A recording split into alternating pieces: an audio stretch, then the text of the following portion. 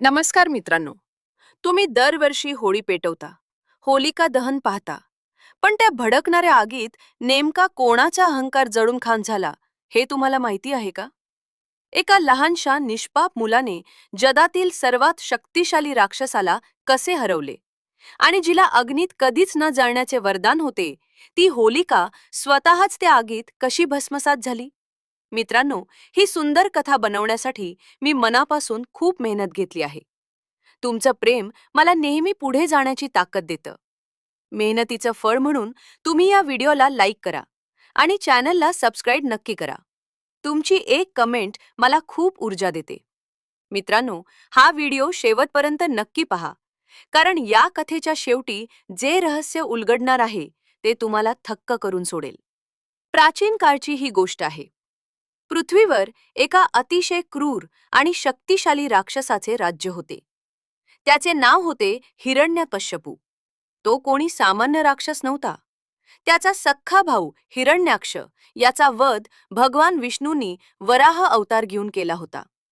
त्या दिवसापासून हिरण्यकश्यपूच्या मनात भगवान विष्णूंबद्दल प्रचंड राग आणि द्वेष निर्माण झाला होता. रात्रंदिवस त्याच्या मनात एकच विचार घोळत होता, तो म्हणजे सूड. त्याने ठरवले होते की तो विष्णूंना संपवणार आणि स्वतः या संपूर्ण सृष्टीचा एकमेव देव बनणार. पण त्याला माहीत होते की हे एवढे सोपे नाही. देवांना हरवण्यासाठी त्याला स्वतःला अमर आणि अजेय बनवावे लागणार होते. यासाठी त्याने ब्रह्मदेवाची घोर तपश्चर्या सुरू करण्याचा निर्णय घेतला.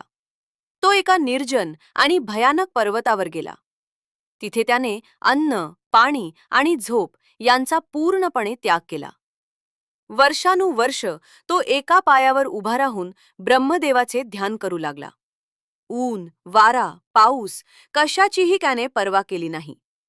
त्याची तपश्चर्या इतकी भयंकर होती की त्याच्या शरीरावर वाळवीने वारूळ बनवले. मुंग्या आणि किड्यांनी त्याचे शरीर पोखरून काढले. तरीही तो जागचा थोडा सुद्धा हलला नाही. त्याची ही जिद्द आणि भयानक तप पाहून संपूर्ण स्वर्गलोक हादरून गेला. शेवटी त्याच्या या कठोर तपाला पाहून प्रत्यक्ष ब्रह्मदेव तिथे प्रकट झाले आणि प्रसन्न होऊन त्याला दर्शन दिले. ब्रह्मदेव मधुर वाणीत म्हणाले, "वत्सा हिरण्यकश्यपू, मी तुझ्या या अभूतपूर्व तपश्चर्येवर अत्यंत प्रसन्न आहे. तुझे शरीर नष्ट झाले आहे, तरीही तुझी भक्ती ढळली नाही. सांग, तुला काय वर हवा आहे?" हिरण्यकश्यपूने डोळे उघडले. त्याच्या मनात प्रचंड अहंकार दाटून आला होता. त्याने लगेचच म्हटले, "प्रभू, जर तुम्ही खरोखरच माझ्यावर प्रसन्न असाल तर मला अमर होण्याचे वरदान द्या. मला कधीच मृत्यू येऊ नये." ब्रह्मदेव हसले आणि शांतपणे म्हणाले, "वत्सा, हे निसर्गाच्या नियमाविरुद्ध आहे. जो या जगात जन्माला आला आहे त्याचा मृत्यू निश्चित आहे. अमरत्वाचे वरदान मी कोणालाही देऊ शकत नाही. मृत्यू सोडून तू दुसरा कोणताही वर माझ्याकडे मागू शकतोस." हिरण्यकश्यपू अतिशय धूर्त आणि हुशार होता. त्याने डोक्यात एक भयंकर योजना आखली आणि असा एक वर मागितला ज्यामुळे तो जवळजवळ अमरच होईल. तो म्हणाला, "हे ब्रह्मदेव, जर तसे असेल तर मला असा वर द्या की माझा मृत्यू तुमच्या कोणत्याही निर्मितीने होऊ नये. कोणताही माणूस, प्राणी, देव किंवा दानव मला मारू शकणार नाही. मला दिवसा मरण येऊ नये आणि रात्रीही येऊ नये. मला घराच्या आत मृत्यू येऊ नये आणि घराच्या बाहेरही मृत्यू येऊ नये. मला आकाशात मरण येऊ नये आणि जमिनीवरही येऊ नये. तसेच मला कोणत्याही शस्त्राने किंवा अस्त्राने मरण येऊ नये. वर्षाच्या 12 महिन्यांपैकी कोणत्याही महिन्यात माझा मृत्यू होऊ नये." ब्रह्मदेवांनी तथास्तु म्हटले आणि ते अंतर्धान पावले. हे अद्भुत वरदान मिळताच हिरण्यकश्यपूला वाटले की आता तोच साऱ्या जगाचा देव झाला आहे. त्याचा अहंकार गगनाला भिडला. आता मला कोण मारणार या गर्वात तो वेडापिसा झाला. त्याने पृथ्वी, स्वर्ग आणि पाताळ या तिन्ही लोकांवर भयंकर आक्रमण केले. त्याने सर्व देवांना स्वर्गातून हाकलून लावले आणि त्यांना आपले बंदी बनवले. ऋषीमुनींचे आश्रम उद्ध्वस्त केले. यज्ञ आणि पूजा अर्चा बंद पाडल्या. त्याने संपूर्ण जगात एकच फरमान काढले, यापुढे कोणत्याही देवाची पूजा होणार नाही. सगळ्यात मोठा आणि एकमेव देव मीच आहे. सगळ्यांनी फक्त आणि फक्त माझीच पूजा करायची. जो कोणी भगवान विष्णूचे नाव घेईल त्याला थेट भयानक मृत्यूदंड दिला जाईल. पण निसर्गाचा आणि ईश्वरी सत्तेचा एक नियम आहे. जिथे गाळ असतो तिथेच सुंदर कमळ फुलते. जिथे घनदाट अंधार असतो तिथेच प्रकाशाचा नवा किरण जन्म घेतो. हिरण्यकश्यपूच्या अशा या क्रूर आणि अंधाऱ्या राज्यात त्याची पत्नी कयाधू हिच्या पोटी एका अतिशय सुंदर आणि तेजस्वी मुलाचा जन्म झाला. त्याचे नाव ठेवण्यात आले प्रल्हाद. जेव्हा प्रल्हाद आईच्या गर्भात होता तेव्हा हिरण्यकश्यपू तपश्चर्येला गेला होता. त्या काळात देवांनी राक्षसांवर हल्ला केला होता. कयाधूला वाचवण्यासाठी देवर्षी नारद मुनींनी तिला आपल्या आश्रमात आश्रय दिला होता. तिथे आश्रमात राहून नारद मुनी कयाधूला रोज भगवान विष्णूंच्या अगाध लीला आणि त्यांचा महिमा सांगत असत. गर्भात असतानाच छोट्या प्रल्हादाने ते सगळे ज्ञान आत्मसात केले आणि जन्मतःच तो भगवान विष्णूंचा अनन्य आणि परम भक्त बनला. प्रल्हाद जसजसा मोठा होऊ लागला तसतसे त्याचे विष्णू भक्तीवरील प्रेम वाढतच गेले. तो अतिशय शांत, दयाळू आणि ज्ञानी मुलगा होता. त्याला राजवाड्यातील ऐशोराम आणि सत्तेचा कोणताही मोह नव्हता. त्याचे मन नेहमी ईश्वराच्या ध्यानात मग्न असायचे. त्याच्या तोंडात नेहमी एकच नामस्मरण असायचे, ओम नमो भगवते वासुदेवाय. हिरण्यकश्यपूला सुरुवातीला वाटले की लहान आहे, हळूहळू सुधारेल. त्याने प्रल्हादाला राक्षसांच्या गुरुकुलात पाठवले. तिथे गुरूंनी त्याला राक्षसी विद्या, राजकारण आणि हिरण्यकश्यपूची स्तुती करायला शिकवण्याचा आटोकाट प्रयत्न केला. पण प्रल्हादाच्या मनावर त्या गोष्टींचा काहीही परिणाम झाला नाही. तो इतर मुलांनाही विष्णू भक्तीचे महत्त्व समजावून सांगू लागला. एक दिवस हिरण्यकश्यपूने अत्यंत प्रेमाने प्रल्हादाला आपल्या मांडीवर बसवले आणि डोक्यावरून हात फिरवत विचारले, बाळ प्रल्हाद, तू आता मोठा होत आहेस. मला सांग, तुला या जगात सर्वात जास्त काय आवडते? तू गुरुकुलात आतापर्यंत काय शिकलास? छोट्या प्रल्हादाने अतिशय निष्पापपणे पण ठाम आवाजात उत्तर दिले, पिताश्री, मला सर्वात जास्त आवडते ती माझ्या नारायणाची भक्ती. हे जीवन, ही सत्ता, हे वैभव सर्व काही नाशवंत आहे. खरी शांती आणि खरा आनंद तर फक्त भगवान विष्णूंच्या चरणी आहे. ज्याने या संसाराचा मोह सोडला आणि श्रीहरीला शरण गेला तोच खऱ्या अर्थाने शहाणा आहे. हे शब्द ऐकताच हिरण्यकश्यपूच्या डोक्यात संतापाची भयंकर आग भडकली. त्याचे डोळे लालबुंद झाले. ज्या विष्णूला तो आपला सर्वात मोठा शत्रू मानत होता, ज्याच्या नावाने त्याला चीड येत होती, त्याच विष्णूचा जप त्याचा स्वतःचा सख्खा मुलगा करत होता. त्याने प्रल्हादाला जोरात जमिनीवर ढकलून दिले. त्याने गुरूंना बोलावून त्यांची खूप कानउघाडणी केली आणि प्रल्हादाला पुन्हा समजावण्याची धमकी दिली. पण प्रल्हादाचे मन भगवंताच्या चरणी इतके घट्ट जोडले गेले होते की त्यावर कोणत्याही धाकाचा किंवा प्रेमाचा काहीच परिणाम झाला नाही. शेवटी अहंकाराने पूर्णपणे आंधळा झालेल्या या बापाने स्वतःच्याच पोटच्या मुलाला, त्या निष्पाप जीवाला मारून टाकण्याचा अत्यंत भयंकर निर्णय घेतला. मृत्यूचे अत्यंत क्रूर खेळ सुरू झाले. सर्वात आधी हिरण्यकश्यपूने आपल्या सैनिकांना आदेश दिला की प्रल्हादाच्या जेवणात अत्यंत जहाल असे हलाहल विष कालवा. सैनिकांनी तसे केले. जेवणाचे ताट प्रल्हादासमोर आले. प्रल्हादाला यात विष आहे हे माहीत होते. तरीही त्याने शांतपणे डोळे मिटून भगवान विष्णूंचे स्मरण केले आणि अन्नाचा पहिला घास घेतला. आणि काय आश्चर्य! भगवंताच्या कृपेने त्या भयंकर विषाचे रूपांतर गोड अमृतामध्ये झाले. प्रल्हादाला काहीही झाले नाही. तो अतिशय आनंदाने ते जेवण जेवला.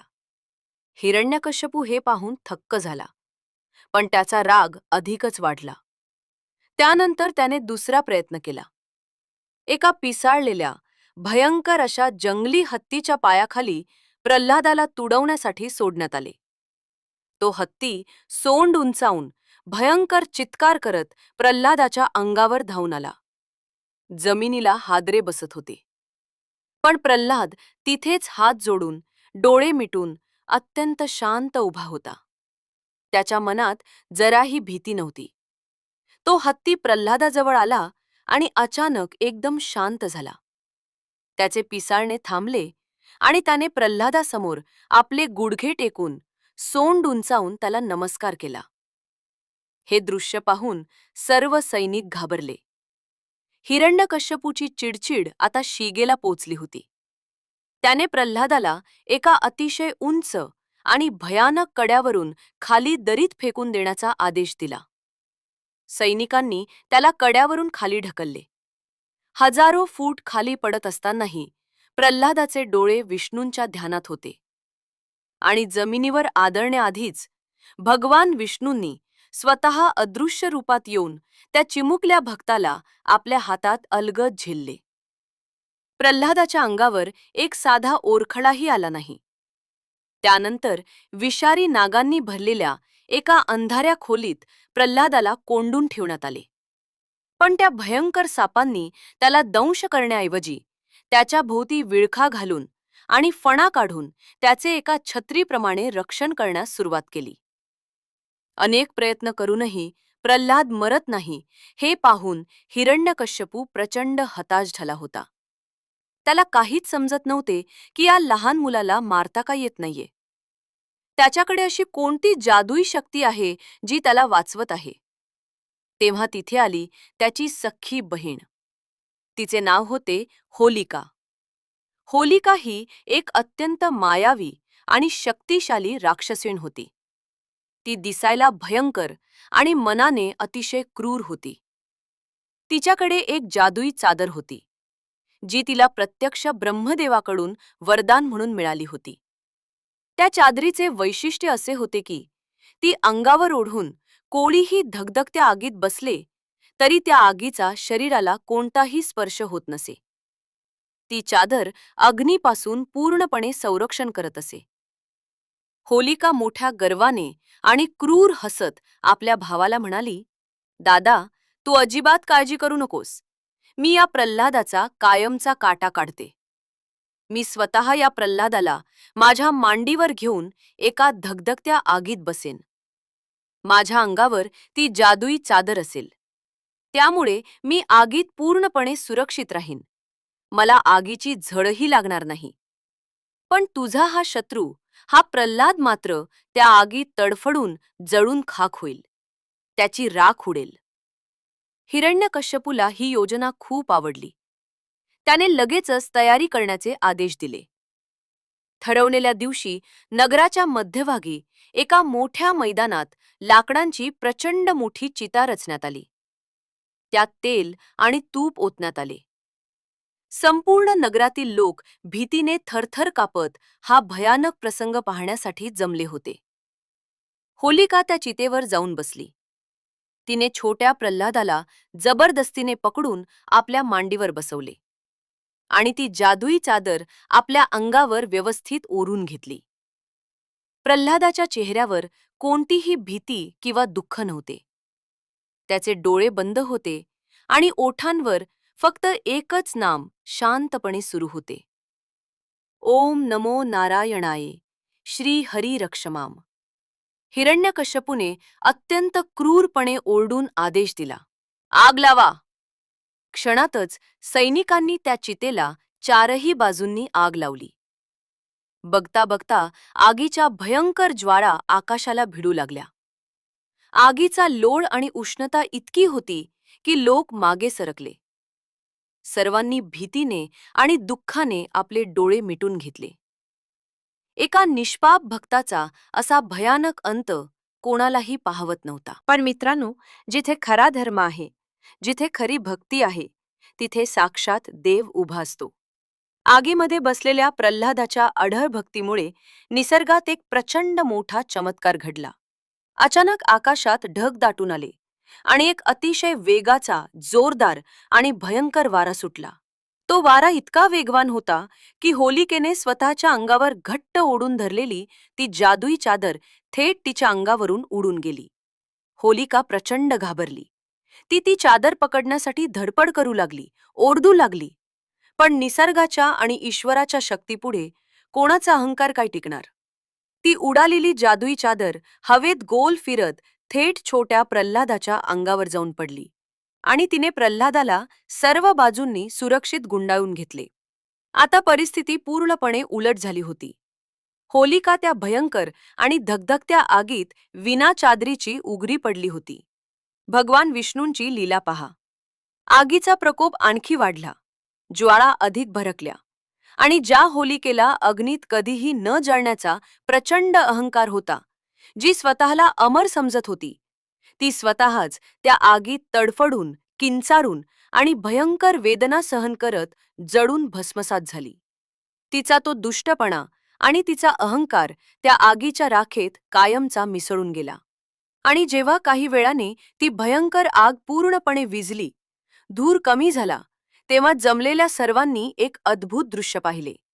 त्या राखेच्या ढिगाऱ्यावर भक्त प्रल्हाद अगदी सुरक्षितपणे, हसतमुख चेहऱ्याने भगवंताचे नाव घेत शांतपणे बसला होता. त्याच्या अंगावरील एका केसालाही आगीचा धक्का लागला नव्हता. त्याच्या चेहऱ्यावर एक अलौकिक तेज होते. हे पाहून लोकांच्या डोळ्यातून आनंदाश्रू वाहू लागले. सर्वांनी एका सुरात प्रचंड मोठा जयघोष केला. भक्त प्रल्हाद की जय, भगवान विष्णू की जय. आणि मित्रांनो, याच अद्भुत आणि ऐतिहासिक घटनेची आठवण म्हणून आपण सर्वजण दरवर्षी फाल्गुन पौर्णिमेला होलिका दहन करतो. आपण जी होळी पेटवतो ती आग फक्त लाकडांची आणि शेण्यांची नसून ती मानवाच्या मनातील अहंकार, असत्य, द्वेष आणि वाईट प्रवृत्तींची असते. भक्तीची शक्ती नेहमी अहंकाराचा नाश करते. हाच मोठा संदेश ही होळी आपल्याला देते. पण कथा इथेच संपत नाही. होलिकेच्या अशा भयानक मृत्यूनंतर आणि प्रल्हाद जिवंत असल्याचे पाहून हिरण्यकश्यपू संतापाने पूर्णपणे वेडापिसा झाला. त्याचा स्वतःवरील ताबा सुटला. त्याने आपली म्यानातून भयंकर तलवार बाहेर काढली आणि तो प्रल्हादावर वेगाने धावून गेला. तो कडाडला, मूर्खा, कुठे आहे तुझा तो देव? तू म्हणतोस ना तो सगळीकडे आहे. मग सांग, तो या राजवाड्यात आहे का? तो या समोरच्या दगडी खांबामध्ये आहे का? प्रल्हादाने अतिशय शांतपणे आणि नम्रपणे उत्तर दिले, होय पिताश्री, माझा नारायण सर्वत्र व्यापून आहे.